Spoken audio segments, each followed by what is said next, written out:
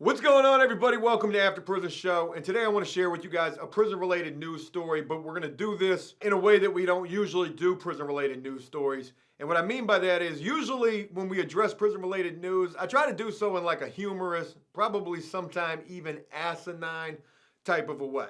I like to fancy myself as a comedian, but there's not going to be any jokes in this particular story because I just can't see making light of any of this actually being in good taste at all. So this is going to be very serious, what I'm getting ready to share with you. Another big difference with this particular prison-related news story versus any other ones that we do is I don't really know much about this particular story at all. I know I've seen quite a bit about it, but I'll be honest with you, I haven't paid it that much mind, even though some pretty powerful and influential people have gotten behind and on board advocating for the person involved in this story. People like Dr. Phil and Kim Kardashian, and even with those types of influential people involved in trying to go to bat for the guy in this story, I hadn't paid it much mind, and it wasn't until somebody who we had just recently interviewed, George Powell III, a guy that served 11 plus years in prison for a crime that he didn't commit, who is out on bond and is awaiting a new trial, actually reached out to me and personally asked me to address this story because the guy involved in this case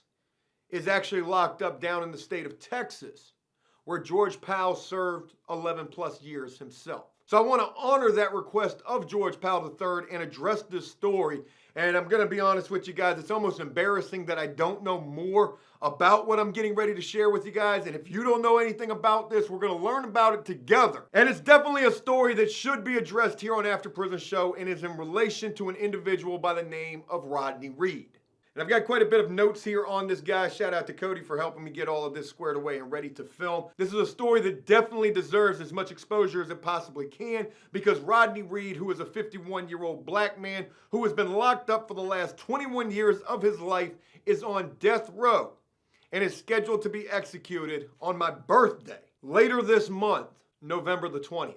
So for those of you like me who don't know anything about Rodney Reed, this is a guy, again, who has spent the last 21 years on death row for the 1996 murder of a woman by the name of Stacy Stites. And he's scheduled to be executed in Texas in less than a month, again, on my birthday, November the 20th. Reed's family and legal team say that there are new developments in the case that exonerate him, and they claim Stites' then fiance, a former police officer named Jimmy Fennell, may have been involved. Now you guys gotta pick up, there's a lot of information that they're talking about right there. The woman who Rodney Reed is accused of murdering had a fiance at the time who was a police officer. He's now a former police officer by the name of Jimmy Fennell. And they say that this man, this police officer, who probably was involved in the arrest of Rodney Reed, they're saying that he probably and potentially could have been involved in the murder of the woman that Rodney Reed is scheduled to be executed because of. 51-year-old Rodney Reed maintains his innocent. Fennell has long denied any wrongdoing in Stites' murder. The story goes on to say Rodney Reed, who is black, was convicted of Stites' murder in 1998 and sentenced to death by an all-white jury. And the Bastrop County District Attorney said that Reed had exhausted all of his options to appeal the case after appealing repeatedly from 2001 through 2015. So this man is completely out of options, and the only thing left that could spare this man's life is for the governor to step in and either postpone or cancel this man's execution. Reed would end up saying, "None of them look like me, but I grew up in the military. I was a military brat. I figured that they would hear the evidence and know that I'm innocent," Reed told the news. He says that race played a big part in his case. He said he didn't see it at first. "I wasn't seeing racism like that, but I'm guessing after he was convicted, he most certainly felt like and definitely saw, that there was some racism that was involved." Reed has found support with local politicians and activists around the country, most famously including Kim Kardashian West. His supporters have called on the Texas Governor Greg Abbott to stay his execution on November the 20th, meaning to postpone or cancel that thing altogether, and this man should get a new trial. They said that he had some famous support, and they mentioned Kim Kardashian West, but I've actually seen Dr. Phil all over Facebook talking about this man's case. And you got to imagine, when you get the attention of these celebrities, basically. There's got to be some things about this case that just ain't right at all. Kim Kardashian would end up tweeting to the governor, "How can you execute a man when since his trial, substantial evidence that would exonerate Rodney Reed has come forward and even implicates the other person of interest? I urge you to do the right thing," in all capital letters. Shout out to Kim Kardashian West, who is going to law school right now. This chick's trying to become a lawyer. She's trying to fight for criminal justice reform and for people who are falsely imprisoned. And Rodney Reed seems to fit the bill of just that. The Innocence Project is also involved in this man's case, a nonprofit legal organization that works to free wrongfully convicted people, just like Darnell Phillips, who we featured here on After Prison Show, and just like George Powell III, who we just recently featured. Bryce Benjett, a senior attorney at the Innocence Project and who is representing Reed, said and maintains that Reed and the murdered woman Stites were having a consensual sexual relationship while she was engaged to her fiance. They argued that this explains why Reed's DNA matched the semen found on Stites' body. So we're learning quite a bit about this case. Here's a man who's locked up for the murder of this woman who was engaged to a white police officer. He was a black fella. Maybe the fiance found out. He ain't like that one bit. I can see how he is the other person of interest. I can also see how he could potentially be the more likely culprit. "We had a relationship," Reed said. "She wasn't going to marry Jimmy. I don't think she loved him." During the 1997 trial, the prosecution argued that the evidence showed that Reed took the box. That's the best way that I can word that right there. It means that he did some bad, no type of charges things. That's what they're saying he did. But yet, if he maintains that they were having a consensual relationship that the fiance didn't know about, that would explain why his DNA would show up on her body. But at trial, they used the DNA that was found, said that he took the box, and that was ultimately what led to his conviction. That's pretty crazy.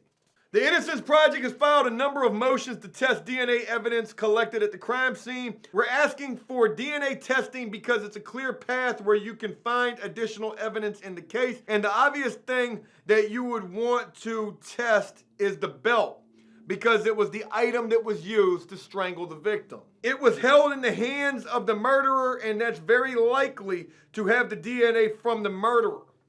Wow. And they didn't test that? Do they have the ex-fiance's DNA on file? Would they be able to get that? Why haven't they been able to get this new DNA testing that needs to be done, that should have been done? Why wasn't it done in the first place? There surely are a lot more questions than there are answers in this man's particular case, and he only has until November the 20th for some action to be taken by the governor in an effort to stay his execution and give this man a chance at a new trial, or at the very least, some new DNA testing. Now, this is pretty interesting right here. They said that the Innocence Project alleges that Fennell told, that's the cop, the ex-fiance, Fennell told another police officer that he would kill Stites, the woman that was murdered in this case, if he ever caught her cheating. Sergeant Mary Blackwell testified that Fennell made the comment while they were in police training together. Jimmy Fennell was having a conversation with another classmate that sat near him, Blackwell said. He made a comment that if he ever found that his girlfriend was cheating on him, that he would strangle her. That's very descriptive right there, and also matches exactly how this woman died in this particular case. And I looked over my shoulders at him and said, well, if you do that, they'll find 4 fingerprints all over her throat. And he said, that's where you don't know. I'll strangle her with a belt. Now, this guy, Jimmy Fennell, had an attorney. I don't know why he had an attorney, but he did.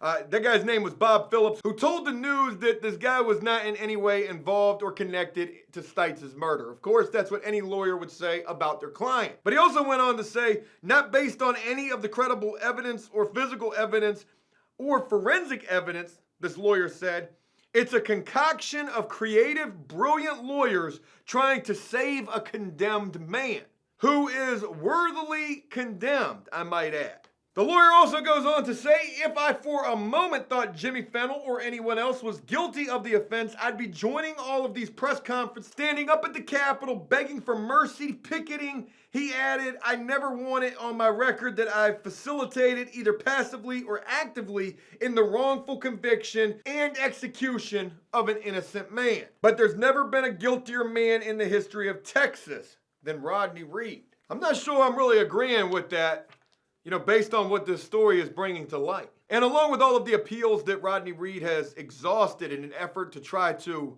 not be executed for something that potentially he did not do, his final appeal was in 2017 to the Texas Court of Appeals, and that was rejected.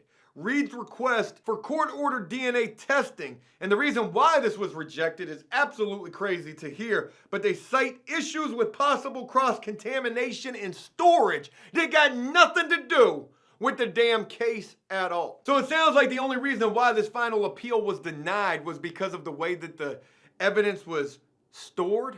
What has that got to do with the initial and original case? The following year, the U.S. Supreme Court denied Reed's request to review the Texas court's ruling. Today, Reed says he tries not to even entertain the idea that he will die in 3 weeks.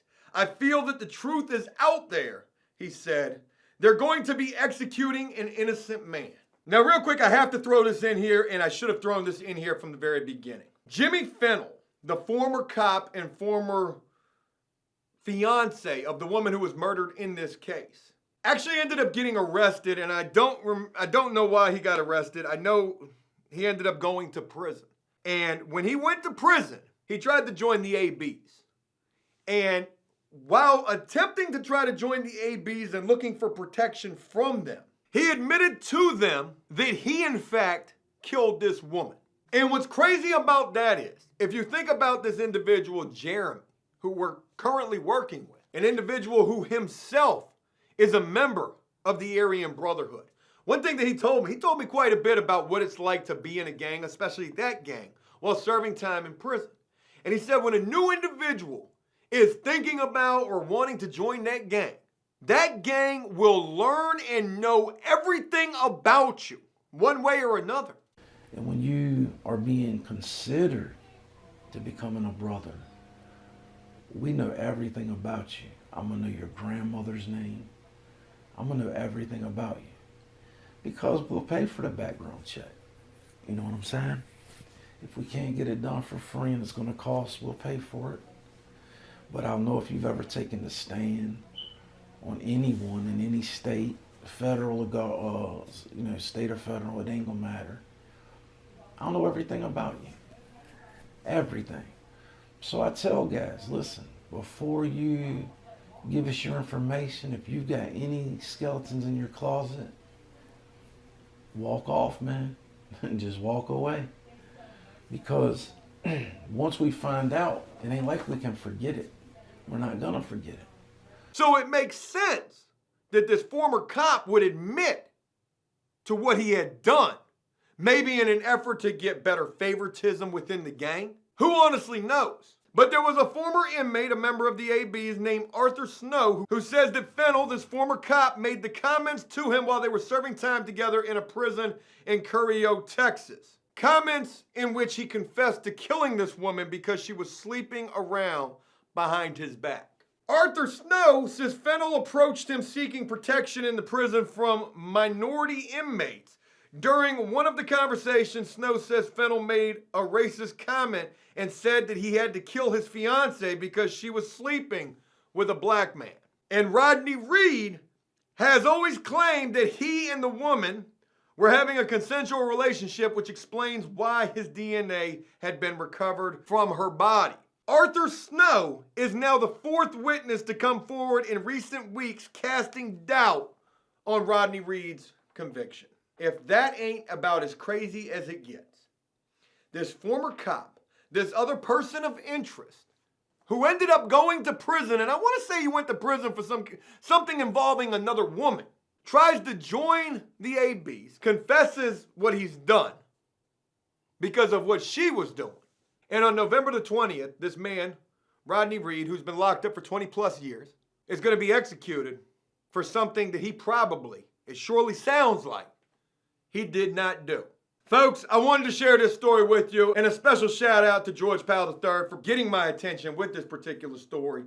And I feel like we here on After Prison Show should do our due diligence to try to raise awareness for this very dire situation involving Rodney Reed. And if any of you are moved and compelled in such a way that you believe that this man is innocent as well, I ask all of you to check out the link pinned down in the comments right there. That is the petition to stop the execution of Rodney Reed, and sign that petition. As of the time of filming this video, 93,263 people have signed this petition. They're trying to get this to 150,000 signatures. I will be signing this myself, and I hope that all of you will sign this as well. And I also hope that this man is granted this stay of execution. He has less than 3 weeks until his execution date, because his case most certainly deserves another trial. But the crazy thing about this is, only time will tell. Hey, look, that's it.